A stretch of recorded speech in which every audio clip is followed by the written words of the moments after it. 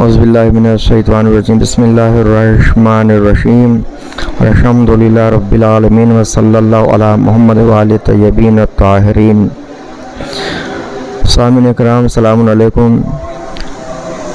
آج رمضان کے 7ویں دعا کے فقرات جس کے بارے میں کچھ تفصیلات اور تفسیر لے کے حاضر ہوئے ہیں کہ ہم بارگاہ پروردگار عالم میں دعا کرتے ہیں کہ پروردگارہ ہمیں روزہ دار اور روزہ جیسی عبادت انجام دینے کی توفیق کرامت فرما۔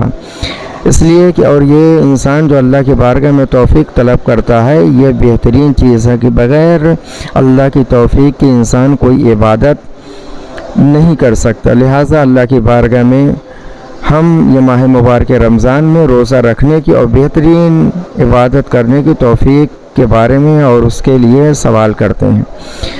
جیسے کہ ہے کہ اگر انسان اللہ کی بارگاہ میں سوال کرے گا تو وہ توفیق عطا کرے گا پروردگار عالم، اور انسان یہ عبادت سے اور یہ روزے سے قریب ہوگا اور بہترین وہ روزہ دار کہلائے گا۔ جیسے بہترین عبادت نماز ہے، پروردگار عالم کی بارگاہ میں عبادت کرنا، نماز ادا کرنا ایک بہترین ہے۔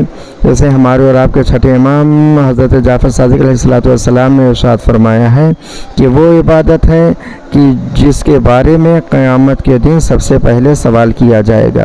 اگر نماز قبول ہو گئی تو سارے اعمال قبول، اگر نماز رد کر دی گئی تو سارے اعمال رد کر دیے جائیں گے۔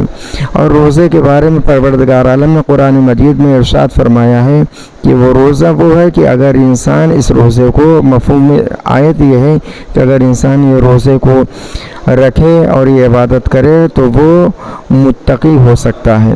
لہٰذا انسان کو چاہیے کہ یہ دونوں عبادتوں سے دور نہ رہے تاکہ محشر کے میدان میں جو سوال ہو اس کا بھی ہم جواب دے سکیں اور ہم روزہ رکھ کے متقی بھی بن جائیں۔ اسی لیے اللہ کی بارگاہ میں دعا کے ذریعے سے سوال کرتے پروردگارہ ہمیں بہترین روزہ داروں میں شمار فرما۔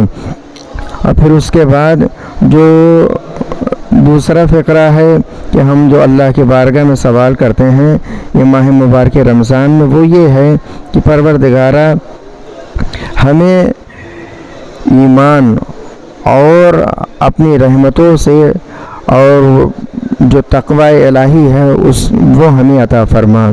اگر انسان کو تقوی الہی نصیب ہو گیا اور وہ متقی ہو گیا، اس سے بہتر کوئی اس کے لیے زندگی نہیں رہے گی۔ لہٰذا ہمیں چاہیے کہ ہم متقی بن جائیں اور تقوی الہی اختیار کریں۔ اور پھر اس کے بعد پروردگار عالم کی بارگاہ میں سوال یہ کرتے ہیں پروردگارہ اس مہینے میں ہمیشہ تو اپنے بہترین ذکر کی توفیق عطا فرما۔ لہٰذا اگر ہم اللہ کی بارگاہ میں ہم نے دعا کیا اور یہ ذکر کی توفیق کے بارے میں سوال کیا، پروردگار عالم نے عطا کر دیا، تو ہم ہمیشہ اللہ کا ذکر کرتے رہیں گے اور یہ ذکر کی وجہ سے ہم اللہ کی بارگاہ میں قریب ہوتے رہیں گے۔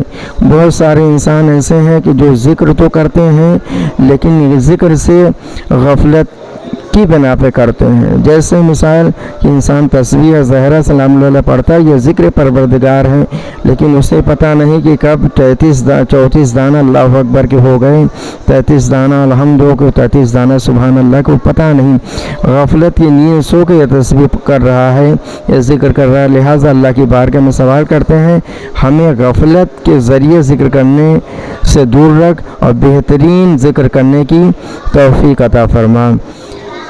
عزیزان گرامی، یہ دعائیں تھیں جس کی تشریح تھی 7ویں دن رمضان کی جو دعا۔ لہٰذا اللہ کی بارگاہ میں دعا کرتے پروردگار ہمیں بہترین روزہ داروں میں شمار فرما، ہمیں اپنے عذاب سے اور اپنی گناہوں سے دور فرما اور ہمیں بہترین ذکر کرنے کی توفیق کرامت فرما۔ والسلام علیکم ورحمۃ اللہ وبرکاتہ۔